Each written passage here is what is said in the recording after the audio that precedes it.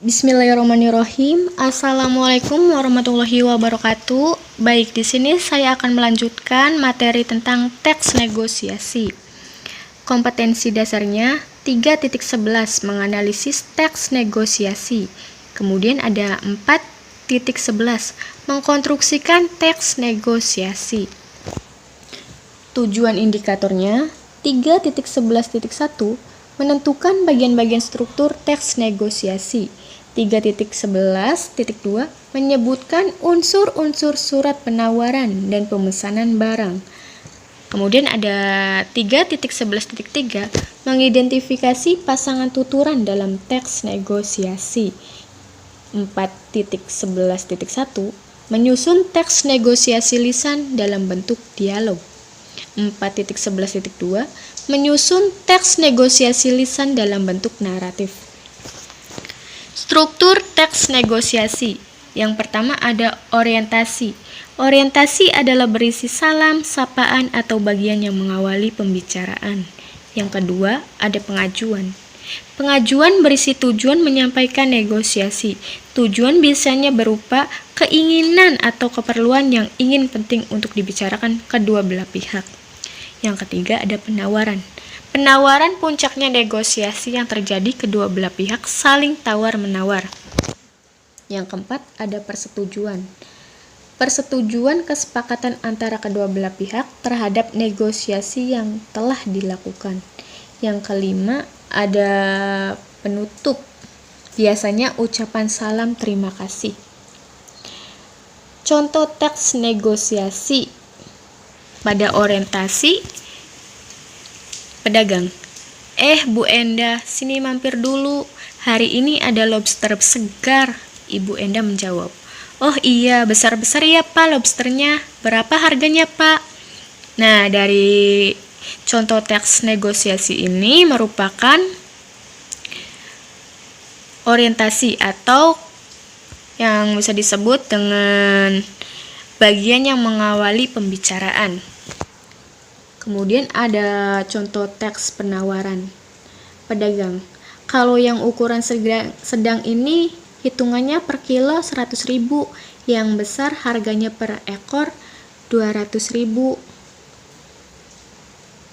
Ibu Endah. Waduh, mahal sekali Pak, apa bisa kurang?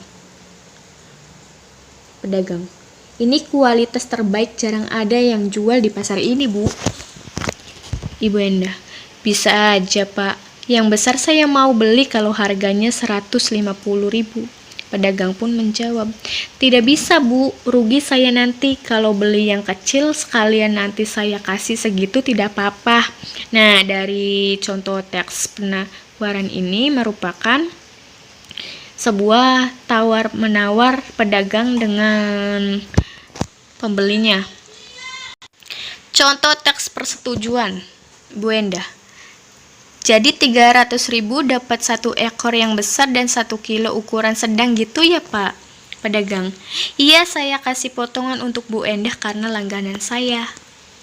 Kemudian ada contoh teks penutupnya. Bu Endah. Terima kasih Pak, ini uangnya. Pedagang. Saya juga terima kasih. Ini saya jamin enak dan segar lobsternya. Minggu depan mampir sini lagi ya Bu Endah. Ibu Endah. Iya Pak, mari. Selain struktur, di sini juga ada unsur-unsur surat penawaran. Surat penawaran dan pemesanan barang dilihat dari tujuannya, termasuk surat niaga. Surat niaga adalah surat yang digunakan dalam kegiatan perdagangan.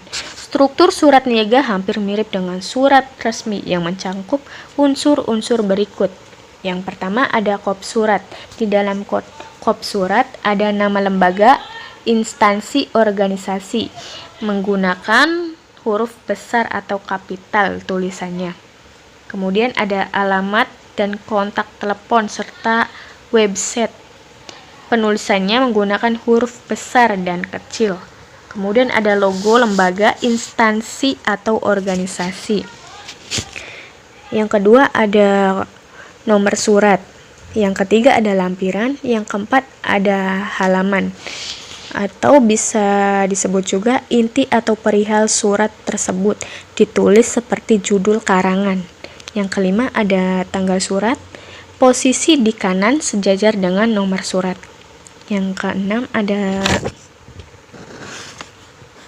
alamat penerima surat, hindari penggunaan kata kepada.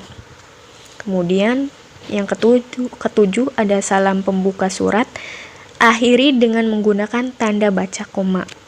Yang kedelapan ada tubuh surat yang terdiri atas bagian pembuka, isi atau maksud surat, dan penutup. Yang kesembilan ada salam penutup surat diikuti dengan nama, jabatan, dan tanda tangan penanggung jawab surat. Kemudian ada pasangan tuturan dalam teks negosiasi, tindakan saling memberi pesan dan merespon antara partisipan dalam kegiatan negosiasi. Yang pertama, mengucapkan salam, kemudian ada yang membalas salam. Kemudian yang kedua ada bertanya, kemudian ada yang menjawab atau tidak menjawab. Yang ketiga, meminta tolong, kemudian ada yang memenuhi atau menolak permintaan. Yang keempat, meminta. Kemudian ada yang menerima atau menolak permintaan. Yang kelima, menawarkan. Kemudian ada yang menerima atau menolak tawaran. Yang keenam, mengusulkan. Kemudian ada yang menerima atau menolak usulan. Kalimat persuasif dalam teks negosiasi.